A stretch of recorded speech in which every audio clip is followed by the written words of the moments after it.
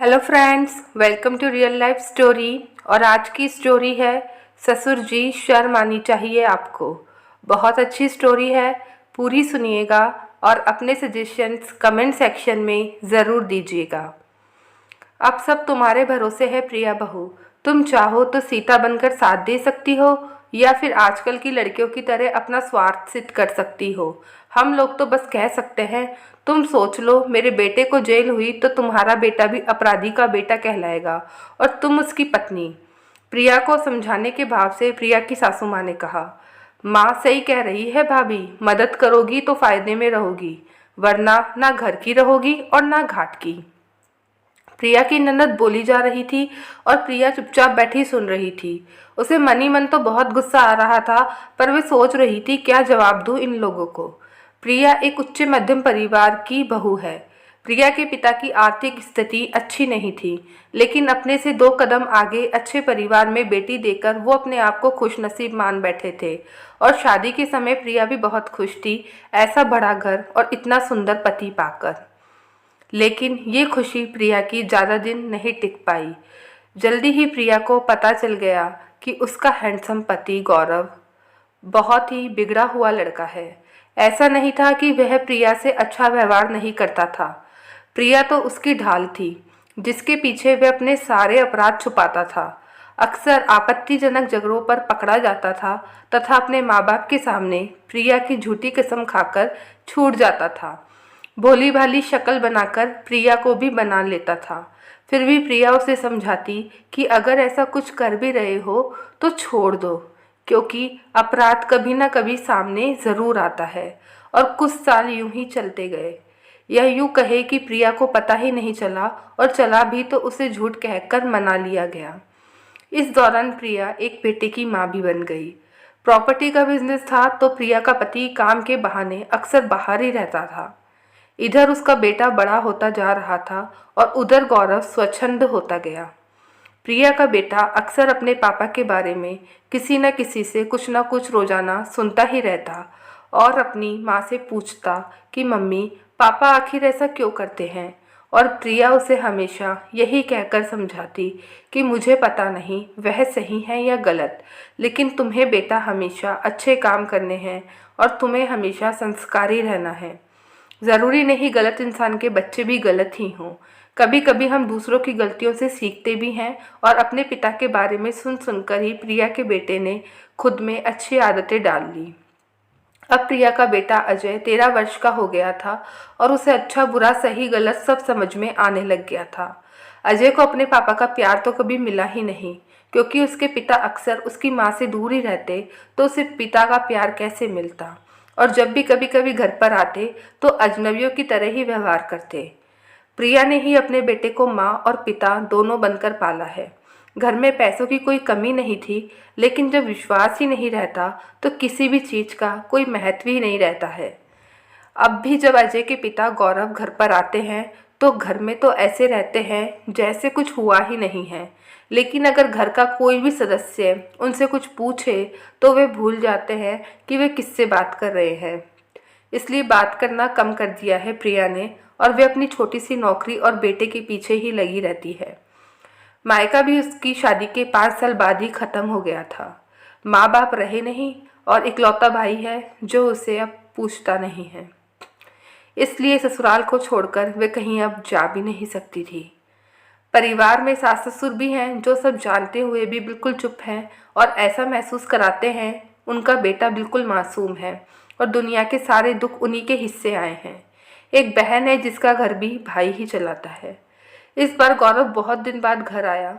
Office की किसी लड़की ने उस पर धोखे और ज़बरदस्ती का आरोप लगाया है। उसका कहना है कि गौरव ने उससे मंदिर में शादी की थी और अब महीने भर से उससे छुपता फिर रहा है। फिर से बहुत पूछने और समझाने की कोशिश की प्रिया ने गौरव को, लेकिन उससे पहले ही उसके माँ बाप बीच में आ गए और प्रिया को अपमानित किया। बहुत समझाया प्रिया ने कि अब बंद करो ये सब, हमारा बेटा भी बड़ा हो रहा है, ऐसा कुछ किया भी है तो अपनी गलती सुधार लो। लेकिन बजाय समझने के अपने मर्द होने का ढिंढोरा गौरव पीटने लगा और ज़माने के पीछे चलने वाली पुरानी विचारधारा कि बेचारी औरत कहकर उसका मजाक उड़ाने लगा। प्रिया की आदत है ये सब सुनने की। वह साथ नहीं देती लेकिन लड़ने की ताकत भी नहीं रखती, इसलिए सबको अपने हाल पर छोड़ दिया है। कल शाम गौरव को पुलिस पकड़ कर ले गई। उस लड़की ने केस कर दिया है और सारे सबूत गौरव के खिलाफ है। किसी को कोई रास्ता नहीं सूझ रहा है कि क्या करें। सारी कोशिशें कर ली लेकिन कोर्ट तो सबूत मांगती है जो उस ऑफिस की लड़की के पास है।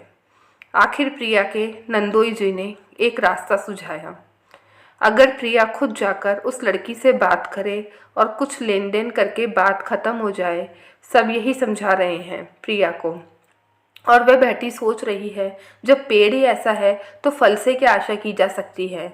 कब जा रही हो भाभी, बताओ ना, कब जा रही हो उस लड़की के पास, जोर से बोली प्रिया की ननद।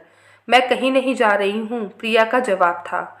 नहीं जा रही मतलब? मैं समझ गई, ज़रूर कोई और व्यवस्था कर ली होगी महारानी ने, या हमारी पूरी संपत्ति पर नज़र है इसकी। याद रखना बहू, एक पैसा भी नहीं मिलेगा तुम्हें। तुमने तो मैं समझता था गरीब घर की बहू आएगी तो हमें सम्मान देगी और सीता की तरह पति का साथ देगी। हम जो कहेंगे वो ही करेगी और किसी चीज़ के लिए मना नहीं करेगी। लेकिन यहाँ तो संस्कार ही बेच खाए हैं तुमने, प्रिया के ससुर जी ने चिल्लाकर कहा। संस्कार मैंने नहीं, आपके बेटे ने बेच खाए हैं। फिर भी आप उसकी गलतियां सुधारने के बजाय मुझ पर इल्ज़ाम लगा रहे हैं। शर्म आनी चाहिए ससुर जी आपको। मैं तो सीता बन जाती, लेकिन क्या आपका बेटा राम बना है? वह तो रावण है, रावण, और इसलिए मुझे भी मंदोदरी बनना पड़ रहा है। अब तक सब कुछ जानते हुए भी मैं चुपचाप रही और सहती रही, क्योंकि मेरी जानकारी में ऐसे अपराध आए ही नहीं थे। मुझे लग रहा था कि छोटे मोटे पैसों से जुड़े अपराध करते हैं और अपने शौक पूरे करते हैं। पसंद तो वो शौक भी नहीं थे मुझे, लेकिन मुझे रोकने का अधिकार ही नहीं था। लेकिन ये अपराध बहुत बड़ा है, किसी लड़की की बेइज्जती करना और उसके शरीर के साथ खेलना, और मैं पाप का साथ नहीं दे सकती हूँ। मैं आप लोगों के खिलाफ नहीं जाऊँगी, लेकिन मैं साथ भी नहीं दूंगी, प्रिया ने साफ साफ अपने ससुर जी से कह दिया। तब प्रिया के ससुर जी ने गुस्सा होते हुए कहा, जेल हो जाएगी उसे, तब खुश रहोगी तुम। खुश तो पहले भी नहीं थी, बस बताती नहीं थी। मुझे पता है मैं अपराधी की पत्नी कहलाऊंगी, लेकिन मेरी ज़िंदगी तो निकल गई। अब मुझे मेरे बेटे के बारे में सोचना है। मुझे लगता है कि मेरा बेटा मुझे एक अपराधी को माफ़ करते देखेगा तो सीखेगा कि औरत की इज्जत बहुत सस्ती होती है। मेरे पिता को माफ़ी मिल सकती है तो सबको मिल सकती है, खासकर पत्नियां तो सब कुछ सह लेगी। मुझे अपने बेटे को ये चीज़ें नहीं सिखानी है। मुझे चलेगा अगर वह अपराधी का बेटा कहलाए, लेकिन ये नहीं चलेगा कि उनसे प्रेरणा लेकर वह भी अपराधी बन जाए। रही बात आपकी संपत्ति की, तो मुझे उसमें कोई रुचि नहीं है। भगवान ने मेहनत करने के लिए दो हाथ दिए हैं, मैं अपने हिसाब से जी लूँगी, प्रिया ने कहा। तो तुम भी यहाँ से चली जाओगी? आश्चर्य से बोली ननद। जाना तो नहीं चाहती हूँ दीदी, लेकिन अब रुकने का भी मतलब ही क्या रह गया है।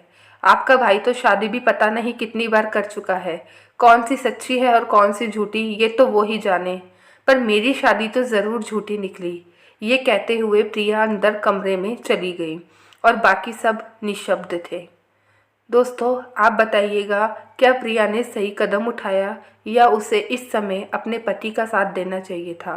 कमेंट सेक्शन में अपने विचार ज़रूर